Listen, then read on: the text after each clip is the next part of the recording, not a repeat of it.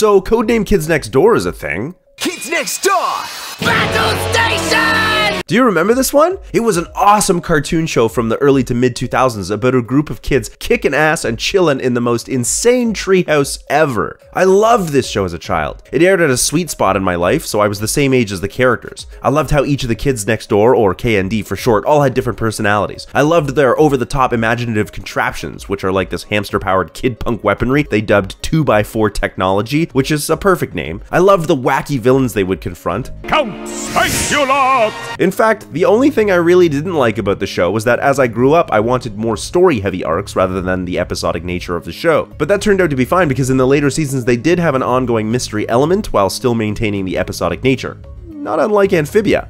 It's been a long time since I watched Codename Kids Next Door. Or it was until I rewatched the whole series for this episode. As a kid, I didn't really give the show that much thought beyond the fact that I loved it. But as an adult, I found new love for this show, in the way that it makes constant references to classic movies and television in both its tropes and sometimes with direct visual and narrative references. This gave me a whole new appreciation for the show and its creators. I didn't have the knowledge base to catch all the references as a child, but now I couldn't get enough of it. I really like referential humor, and if you can't tell based on the content of my channel, I really like film, television, and video games. But the other thing that I like is philosophy and the meaning behind media. And while I love the references, I also noticed that the show had some very interesting things to say about the nature of childhood, what it means to be a child in society, and why the villains in the show are all grown-ups or have something to do with growing up in some capacity. And this cartoon is fascinating in the way that it purposefully positions and highlights its childhood characters. And it's more than just growing up sucks. Don't get me wrong, the show knows growing up sucks, but there's so much more going on here. And so today, I want to talk about Codename Kids Next Door. Animator Thomas Warburton created a pilot episode for a show he called Kenny and the Chimp. This episode had a group of mischievous kids next door that would rain misfortune on Kenny, and presumably his chimp. Cartoon Network took an interest in the pilot, but wanted to shift focus to the rowdy neighbor children. Eventually, Warburton repitched the pilot, called No Pee in the Ool, with the help of Cartoon Network Studios. The executives liked this new direction, centered around a group of diverse kids rebelling against adults, and put it into production. In 2002, Codename Kids Next Door aired on Cartoon Network and continued to do so for 6 years. It also received a television movie, a few special episodes, a crossover with the Grim Adventures of Billy and Mandy, bizarre choice, a whole comic series which might still be going to this day, and at least one titular video game that I know of. During its run, it was consistently the most popular show that Cartoon Network produced. Warburton hoped that this popularity would help him produce a follow-up series based on the events of the last few episodes and TV movie, but Cartoon Network was uninterested and has reportedly turned down the idea several times. In 2015, Warburton decided to sidestep the network and see if he could appeal to fans directly. He posted a proof of concept for the Galactic Kids Next Door online with support from several original cast members. As of today, rumors are constantly flying around, and fans and creators alike continue to keep their collective hopes up for a return to the Kids Next Door universe. If you're unfamiliar with the Kids Next Door universe, there isn't a lot to spoil early on, but the later seasons and TV movie do have an overarching plot, and if you want to check those out for yourself, then this is your spoiler warning. Kids Next Door follows number 1, Nigel Uno, number 2, Hogarth Hoagie Pennywhistle Gilligan Jr., number 3, Kooky Sanbon, number 4, Wallaby Wally Beatles, and number 5, Abigail or Abby Lincoln. Known as Sector V of the Kids Next Door global network, they spend their time protecting other kids from adult tyranny. Most of their time is spent facing off against adult-themed supervillains with their awesome 2x4 technology, but they also spend a lot of their time fighting with the irritating, delightful children from down the lane who are attempting to delightfulitize other children. Well, if it isn't the Kids Next Door. Sometimes episodes revolve around one or more of the characters in far more menial circumstances, like dealing with their own parents or the hardships of being a child. As the show continued, the story arcs became more connected and began dealing with the rise of teenagers and how Kids Next Door operatives were decommissioned and had their memories erased as they grew up. Number 5's older sister Cree was formerly number 11, but was decommissioned when she turned 13 and betrays the Kids Next Door by becoming a ninja-like teenager who works for the Kids Next Door's main villain, the sinister father. You beg! As Sector V fights off the adults, they connect with other sectors from around the world in the global Kids Next Door network, along with their ridiculously conspicuous treehouses. They also uncover more conflicts and mysteries, such as the disappearance of Sector Z, or Z if you're not Canadian, an undercover teenage special ops program, a shadowy organization following number 1, and the legend of number 0. All of these mysteries come to a head in the TV movie Operation Zero. In the past, two brothers are forced into oppressive work to make tapioca pudding for their dad. But when they discover the book of Kids Next Door, they are given hope and instructions on how to fight back. But the younger brother is too scared to fight back against their dad, known as Grandfather, and runs away. In the present day, the KND operatives of Sector V get caught up in a battle with several of their villains at the KND Museum. At the same time, the KND moonbase comes under fire from a full-scale assault from Sticky Beard, who is now a space pirate. Life goals. It turns out that the double attack was a tactical move by the evil father in order to steal a recommissioning device that can be used to help people remember what memories were erased during decommissioning. Father uses this device on a seemingly senile old man he claims is his father and recommissions Grandfather, the most powerful adult in history. Grandfather begins turning everyone into senior citizombies, regardless of whether they were KND or teenager or villain. Number 1 takes the recommissioning device, escapes, and tries to find the mysterious number 0 in hopes that he can help. Meanwhile, the KND on the moonbase are fighting off the zombies, but are slowly being changed one by one. Eventually, number 1 realizes his dad is actually number 0, but was decommissioned, therefore he doesn't remember anything. Using the recommissioning device, number 0 is back and remembers everything and begins to hatch a plan to stop Grandfather. He brings number 1 to the house of Father, where it's revealed that Father is number 1's uncle, and the two brothers at the beginning of the movie were Father and number 0. We also discover that the delightful kids from down the lane are the missing members of Sector Z, who've been permanently delightfulatized. Number 0 confronts Grandfather, but knows he cannot overpower him. But with the help of Sector Z and some 2x4 technology, number 1 smashes the moonbase into Grandfather, which includes a decommissioning chamber where both he and number 0 lose their memories, saving the world. In the special episode Operation Interviews, the shady kids stalking number 1 reveal their purpose and explain that number 1 has been selected to represent Earth in the galactic Kids Next Door, where he will fight adult tyranny throughout the galaxy. He then says goodbye to his friends and his parents, and that's the end. Except the adult live-action versions of Sector V are brought in and recommissioned so they can be asked questions about number 1's disappearance. But the whole thing is a setup by Father to get them to reveal number 1's location. Except that Sector V knew it was a setup and they fed Father lies before agreeing to meet up with number 1 on the moon base. Oh, and number 1, welcome back. It may surprise you to know that children haven't always been a thing. I mean, children have always been a thing, otherwise we would have gone extinct, but the concept of childhood being a distinct and separate part from adulthood life hasn't always been a thing. Before, children were seen as basically tiny adults and treated as though they were tiny adults. It was not until the Enlightenment period that childhood became recognized, and for the most part, this was great. We started seeing scholars write about children in society and their development and socialization. Some philosophers had a lot to say on the subject, like Jean-Jacques Rousseau, who wrote a book on pedagogy called Emile. And for this, he got himself a death warrant by France and Switzerland. Life goals. This was more to do with his religious politics than the contents of the book, but what's important is that Emile was based on Rousseau's most famous proposition that humans are born inherently good and turned towards sin and vice by the world and other humans. In this book, Rousseau rejected the idea of the teacher as an authority figure in favor of child-centric learning through discovery. That's awesome, but the reason he did this was because of the belief in natural goodness. This kind of ideology centered around children has led to a long-lasting bias that children are innocent and pure. And while children definitely need to be guided and protected from some things, this way of thinking has had a lot of negative impact on the way society and individuals view children and their place in society and in the social order. You can check out this video I did on Coraline and children's horror if you want to hear more about that. In the 1950s and 60s, the creation of the teenager and preteen became separate entities within childhood. The former was created because the demographic of children between the ages of 13 and 20 was massive, the baby boomers, and could be targeted by ads because for the first time in history, this age group had a lot of disposable income due to the post-war economic boom. The result of this was the further separation of children from adults. The teenage stage marked a time of exponential growth in physicality and autonomy. This created a noticeable deficit in what was afforded to young children in terms of autonomy.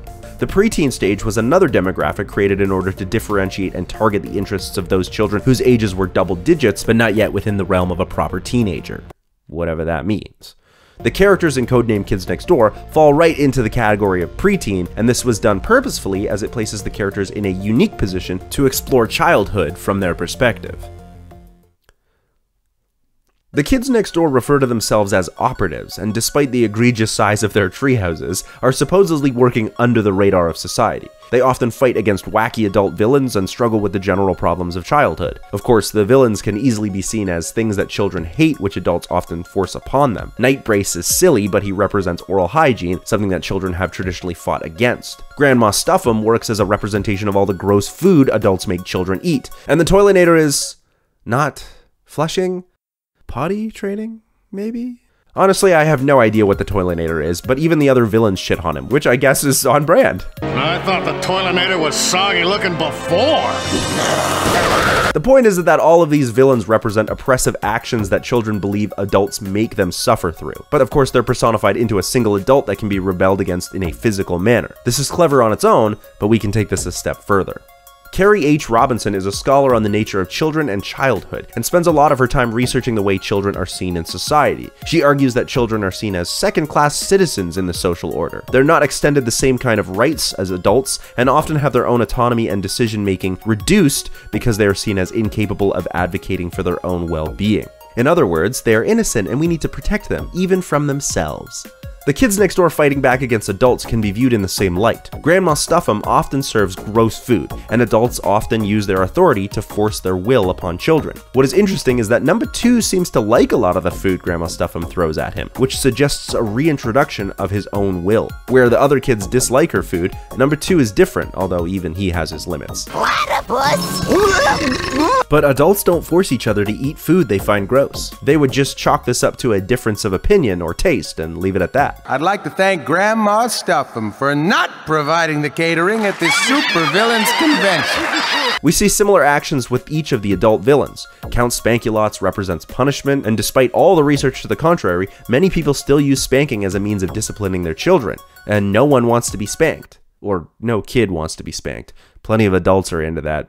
In each instance, we can see that Sector V fights back against the adults and the concepts they portray, and reintroduce their own autonomy into a situation where it would otherwise be the adults making a decision for the children.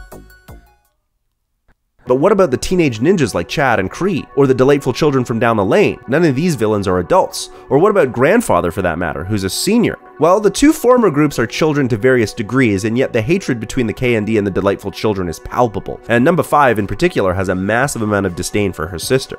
Teenagers are often given more autonomy than children, and begin to become interested in more adult subjects. As they become more integrated into society and as citizens, they begin to leave their childish things behind. In the eyes of a child, they could be seen as a traitor for their sudden shift towards adulthood. Teenagers will also often begin to cast off or even develop a disdain for the things that are seen as childish, the things that children still love. The only one taking a break today is little Nige from playing treehouse with my widowed sister. That's treachery of the highest order.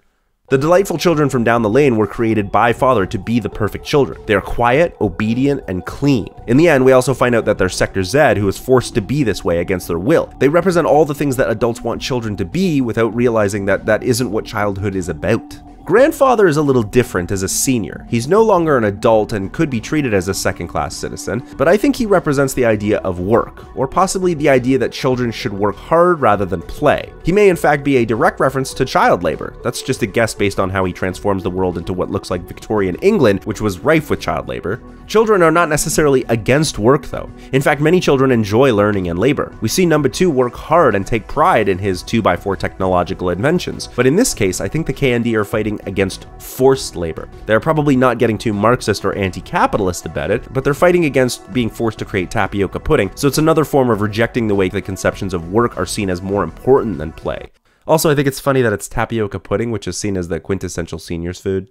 In all 3 cases, this is indicative of the oppressive way that Robinson describes society's views of childhood. In the West, we see childhood in direct opposition to adulthood. Things that define childhood and what make up that time of life are incompatible with growing up. This extends to anything associated with that time. The disgust or disdain that teenagers feel towards childish things is because they want to be seen as adults and feel that they are forced to discard the things that society thinks are childish. We do this culturally as well. The way most of the adults in Codename Kids Next Door do not understand the obsession with rainbow monkeys is similar to how real-life adults don't understand trends like My Little Pony, particularly when the fandom is taken up by those who don't fit the demographic.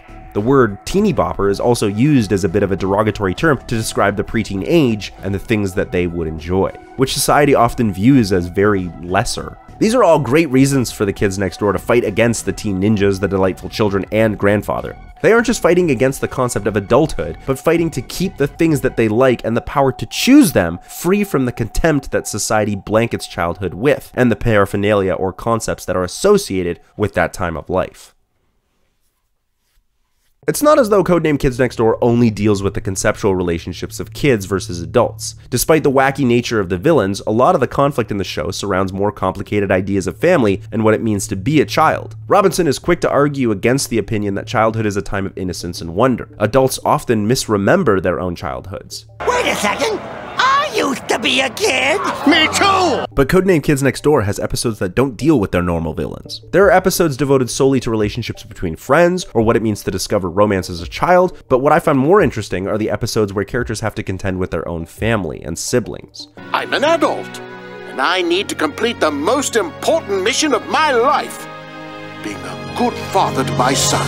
One of the recurring villains that Sector V faces off against is the big bad Mr. Boss. I think he is seen as a villain by the kids next door, not just for his representation as the corporate workplace and the hatred for all things childlike, but also the fact that many of the kids next door's parents work for him, and in this way he could be seen as directly responsible for the reason why parents are unable to spend time with their children, or even why they're unhappy all the time. Again, I don't think the show is trying to be deliberately anti-capitalist, but I am very cool with reading it that way.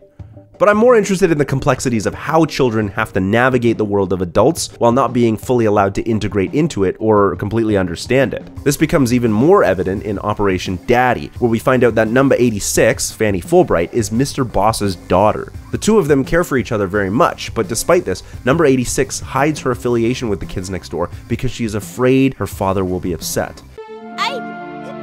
I was afraid you wouldn't love me anymore if you knew I found adult tyranny. In the end, despite his hatred for Sector V of the KND, Mr. Boss tells Fanny that she should continue to be in the KND because she wants to do it. We also find out that father is number 1's uncle, and in the comics, the Toilinator is revealed to be number 4's uncle.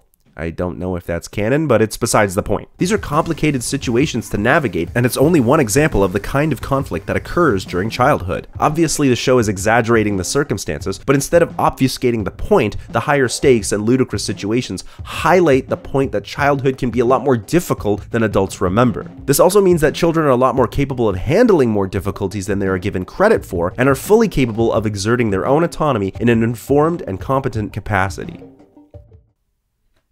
Throughout Codename Kids Next Door, the characters come face to face with conflicts that are both hilarious representations of perceived adult tyranny, as well as realistic conflicts that arise from trying to navigate the world of adults. The show is very imaginative in its world building, but also very different in the way that it portrays the relationship between adult society and the way children are perceived in it, and how they imagine themselves as a part of it. Many K&D operatives resent or plead to not be decommissioned when they turn 13 because they do not want to say goodbye, but growing up is inevitable. That doesn't mean we have to give up on childhood. What we can learn from this show is that anyone can be recommissioned in order to remember what it's like to be a child, and that we have to try and break the cycle of how children are othered and diminished unfairly by adults and adult society. The show stands as a reminder that children are fully capable of making informed and intelligent decisions about their own autonomy and trajectory in the world, and that there's no shame in enjoying childhood as a time of life, and maybe even appreciating childhood things as an adult.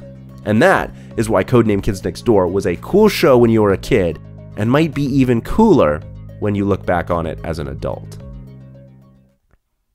Here are my stray thoughts. I think it's ironically funny that I'm an adult using the scholarship of another adult to talk about childhood autonomy, but advocacy is important. I tried to avoid using the term I when talking about adults because I still view myself as very much a child. While the stages of development in children and teens is parsed out to show the general differences in growth and is very important for tracking development, I was more interested in the societal view of children as a demographic rather than the psychological and social process of growth. Number 5 is my favorite in case anyone was wondering, and I do hope we get to see the Galactic Kids Next Door become a reality while I'm still young. Hey, Thanks so much for watching that episode. Codename Kids Next Door is one of my all-time favorites when I was growing up, and still kind of is. It was a real pleasure to go back and watch it and see the Star Wars and Matrix and all the other references in there, which is really kind of cool. The research for this episode was super interesting, and I wound up having kind of a side note that didn't make it in that will be turning into another video, so stay tuned for that. And don't forget to like and subscribe, because that's all happening right here on Cinemasters Ultimate Timeline.